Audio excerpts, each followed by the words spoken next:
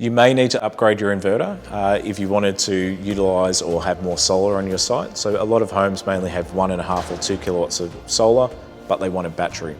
So if you wanted to utilise that battery, you're going to need more solar on your roof to be able to charge that battery up.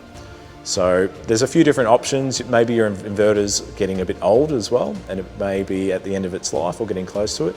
That's where you may want to upgrade your inverter to a hybrid inverter, and that's where you can connect a battery to it.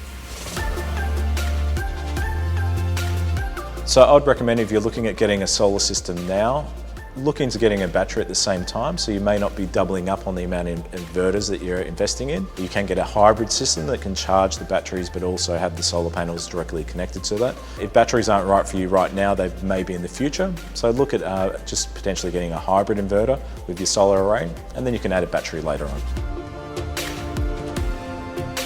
It's generally not plug and play. There needs to be an assessment by a qualified installer who can look at your bills, find out how much you're exporting and importing, whether the battery is worthwhile for you, or if maybe you need more solar generation. But in many cases it does make sense to do it. Then you also have the added benefit of having backup power as well.